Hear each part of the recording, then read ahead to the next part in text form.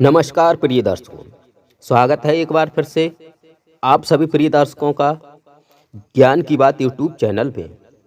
प्रिय दर्शकों, आज एक बार फिर से नई वीडियो नई जानकारी लेकर हाजिर हुए हैं हम। प्रिय दर्शकों, आज की जानकारी बहुत ही मोटिवेशनल और बहुत ही ज्ञानवर्धक है।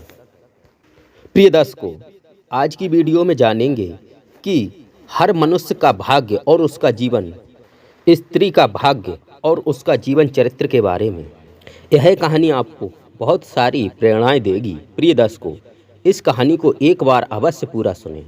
यदि आप इस कहानी को पूरा सुनते हैं और आपके घर में कोई बेटी है तो आप अपने आप को बहुत ही खुश नसीब समझोगे और आप अपने आप को एक बेटी का पिता समझते हुए बहुत ही गर्व करोगे। तो कहानी शुरू करने से पहले आप सभी दर्शकों से एक निवेदन है।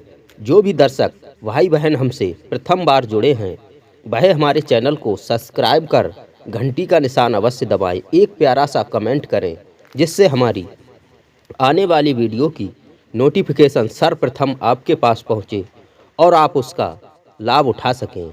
तो आइए प्रिय दर्शकों, शुरू करते हैं आज का यह प्यारा सा प्रसंग, प्यारा सी वीडियो। प्रिय दर्शकों, प्राचीन समय की बात है। एक नगर का एक राजा था। उस राजा पर माता लक्ष्मी का बहुत बड़ा आशीर्वाद था। उस राजा के यहाँ किसी भी बात की कोई कमी नहीं थी। बहुत सारा माल खजाना, धन दौलत थी, गाड़ी बंगले घोड़े थे। और प्रिय दर्शकों, उस राजा के 7 कन्याएं थीं।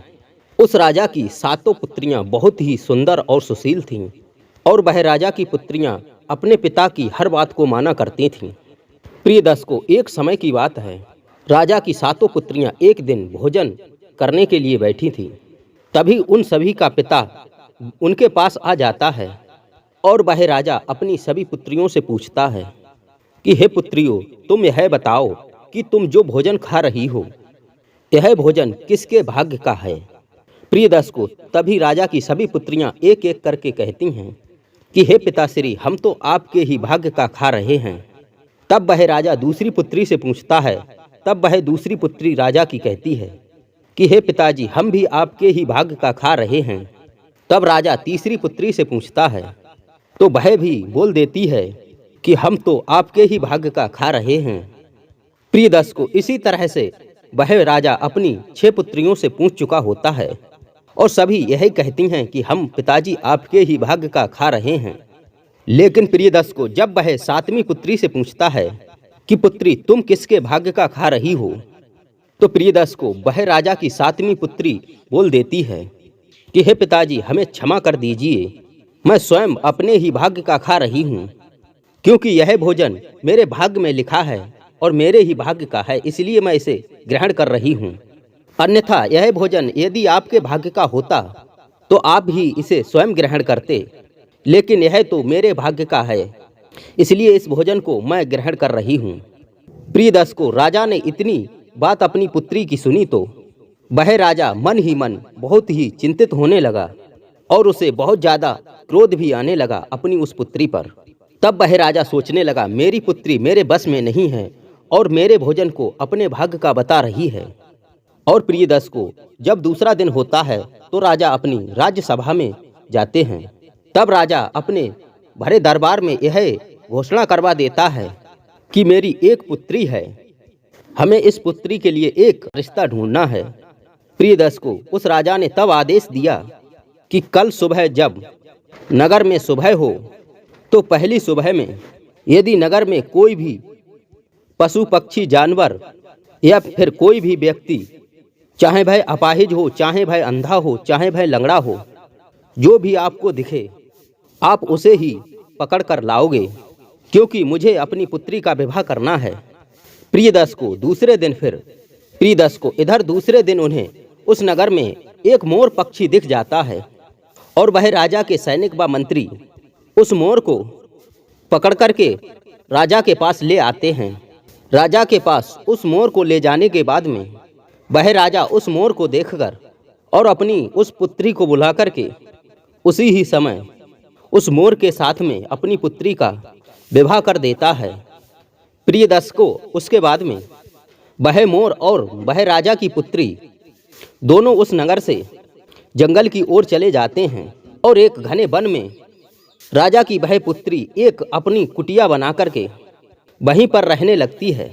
प्रियदर्शकों, जब उसके बाद में वह वहां पर रहने लगी तो और प्रियदर्शकों, जब संध्या काल होता था तो राजा की पुत्री उस कुटिया के अंदर सो जाती थी और रात्रि के समय में वह मोर एक पेड़ की डाल पर बैठ जाता था। प्रियदर्शकों, एक दिन की बात है, बहुत जोर जोर से आंधी हवाएं चल रही थीं, तो वह मोर पेड़ की एक डाली पर बैठा हुआ था और वह राजा की पुत्री उस कुटिया के अंदर सो रही थी। जब जोरदार हवाएं चली तो उस हवा के कारण वह मोर उस पेड़ की डाली से नीचे गिर जाता है और इस दौरान उस मोर की वहां पर मृत्यु हो जाती है। उसके बाद में जब सुबह को राजा की पुत्री को पता चलता है तो वह राजा की पुत्री यह नज़ारा देख कर के बहुत ज़्यादा दुखी हो जाती है और रोने चिल्लाने लगती है। प्रियदर्शकों, और उसके बाद में वह राजा की पुत्री और ज़्यादा रुदन करने लगती है और ज़ोर ज़ोर से चिल्लाती है और भगवान को याद करती है और भगवान से कहती है, हे ईश्वर, हे जगत के पालन करता, आपने मेरे साथ ही यह अन्याय क्यों किया? मुझे तो मेरे मायके का भी सुख नहीं मिला और मुझे मेरे ससुराल का भी सुख नहीं मिला। हे ईश्वर, आपने तो मुझे कहीं का नहीं छोड़ा। प्रियदर्शकों, इधर इतनी देर में वहाँ पर भगवान शिव माता पार्वती को साथ लेकर के प्रकट हो जाते हैं और भगवान शिव उस राजा की पुत्री से कहते हैं, हे पुत्री, तुम क्यों रो रही हो? प्रियदर्शकों, तब वह राजा की लड़की कहती है कि हे भगवान, ना तो मैं अपने ससुराल का सुख पा सकी और ना ही मायके का सुख पा सकी। इधर प्रियदर्शकों, भगवान शिव यह बात उस लड़की की सुनकर के उस राजा की पुत्री से कहते हैं कि हम तुम्हें एक वरदान देंगे और तुम एक ही वरदान मांगो और तुम हमसे एक ही वरदान मांग लो। तब वह राजा की पुत्री कहती है भगवान शिव से, हे जगत के पालन करता, आप मुझे मेरे इस पति को जिंदा कर दीजिए और इसके अलावा मुझे कोई वरदान नहीं चाहिए। प्रियदर्शकों, तब भगवान शिव कहते हैं, हे पुत्री, आपके इस मृत पति को मैं जीवित तो कर दूंगा, परंतु इसके सिर में जो टूक है वह हमेशा रहेगी। लेकिन प्रियदर्शकों, भगवान शिव जैसे ही उस मोर पक्षी को जिंदा कर देते हैं और उसे एक सुंदर लड़के का रूप दे देते हैं, लेकिन प्रियदर्शकों, उसके सिर में वह टोक रहती है और भगवान शिव उससे कहते हैं, हे पुत्री, तुम्हें एक बात का हमेशा ख्याल रखना है, यदि इस टोक पर कहीं धोखे से भी कोई चोट लग जाती है तो उसी समय इसकी मृत्यु हो जाएगी और उसके बाद में यह दोबारा से कभी जीवित नहीं होगा और ना ही मैं इसे जीवित कर सकता हूँ। प्रियदर्शकों, इतना कहकर भगवान शिव माता पार्वती के साथ वहां से अंतर्ध्यान हो जाते हैं। इधर प्रियदर्शकों, वह राजा की पुत्री और वह मोर जिसे भगवान शिव ने एक सुंदर लड़के का रूप दे दिया था, अब दोनों बहुत प्रसन्न होते हैं और वहां से चलकर के एक नगर में जाकर बस जाते हैं। और प्रियदर्शकों, वह देखते ही देखते उन दोनों का भाग्य चमकने लगता है, उनका तो जीवन ही बदल जाता है। वह मोर बहुत ही तरक्की करने लगता है। अब वह दोनों बहुत ही हंसी खुशी से अपना जीवन बिताने लगते हैं। अब उन्हें किसी भी प्रकार की कोई चिंता नहीं रहती है। और इधर प्रियदर्शकों, उनकी किस्मत ऐसी चमकती है कि वह मोर पक्षी जो लड़के का रूप धारण कर लेता है, वह एक नगर का राजा बन जाता है और दोनों बहुत ही हंसी खुशी से वहां पर रहने लगते हैं। इधर प्रियदर्शकों, जो उस पुत्री का पिता था वह पूरी तरह से कंगाल हो जाता है, उसके दिन खराब आने लगते हैं और वह निर्धन होने के बाद वह राजा उसी नगर में पहुंच जाता है जिस नगर में उसकी पुत्री रहा करती थी। और वह राजा अपना जीवन यापन करने के लिए छोटा मोटा धंधा करता है, कुछ ना कुछ बेचता है। प्रियदर्शकों, देखिए विधि का विधान। तब वह राजा की पुत्री अपनी महल के ऊपर खड़ी होकर के उस राजा को देखती है। तभी वह राजा की पुत्री अपने गरीब पिता को पहचान लेती है। तब वह राजा की पुत्री महल से नीचे उतरकर आती है और अपने पिता को पहचान करके अपने महल के अंदर बुलाकर ले जाती है और कहती है, मुझे आपसे कुछ खरीदना है। प्रियदर्शकों, इधर वह गरीब राजा उस महल के अंदर चला जाता है इधर वह राजा की पुत्री अपने पिता को देख करके बहुत ज्यादा प्रसन्न हो जाती है, लेकिन प्रियदर्श को उसकी गरीबी की स्थिति को देखकर वह बहुत ज्यादा चिंतित भी हो जाती है। लेकिन प्रियदर्श को वह राजा अपनी उस पुत्री को नहीं पहचान पाता है और वह राजा की पुत्री अपने पिता को पहचान लेती है। तब वह राजा की लड़की कहती है कि आपको कुछ भोजन ग्रहण करना है। तब प्रियदर्श को वह गरीब राजा कहता है, हाँ बेटी, यदि आपके पास कुछ भोजन है तो मुझे दे दो, मुझे बहुत जोर की भूख लगी है, मुझे भोजन खाना है। प्रियदर्श को तब वह राजा की पुत्री अपने पिता के लिए एक थाली में परोसकर लेकर आती है।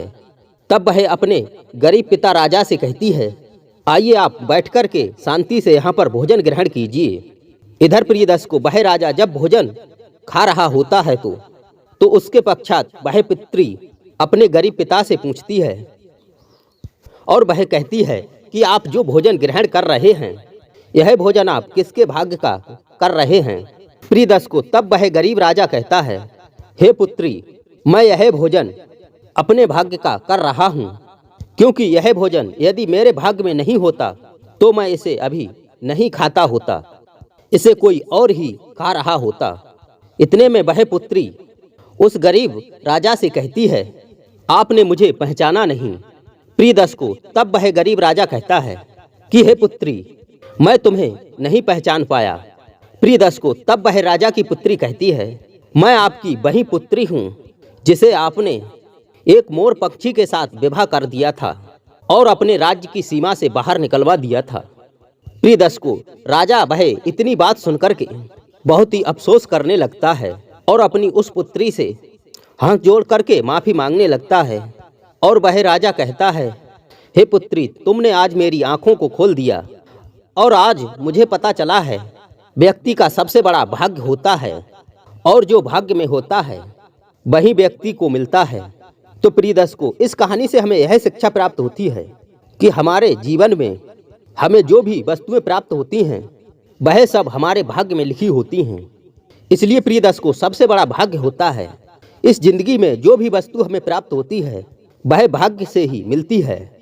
इसलिए कभी भी किसी की चीज को देख करके लालच ना करें। यदि आपके भाग्य में जो भी वस्तु लिखी है वह आपको स्वयं भी मिल जाएगी।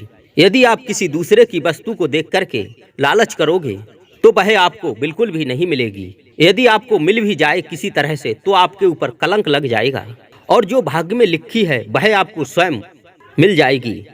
तो प्रियदर्श को हम उम्मीद करते हैं आपको यह जानकारी जरूर पसंद आई होगी। जो भी दर्शक बंधु हमारे इस चैनल पर हमसे नए जुड़े हैं वह हमारे चैनल को सब्सक्राइब कर लें और घंटी का निशान अवश्य दबाएं और एक प्यारा सा कमेंट करें, जिससे हमारी आने वाली वीडियो की नोटिफिकेशन सर्वप्रथम आपके पास पहुंचे, क्योंकि हम अपने इसी चैनल पर प्रतिदिन ऐसी ही ज्ञानवर्धक वीडियो लेकर आते रहते हैं। तो मिलते हैं प्रियदर्श को किसी अन्य वीडियो में, तब तक के लिए जय श्री राधे, जय श्री श्याम, नमस्कार।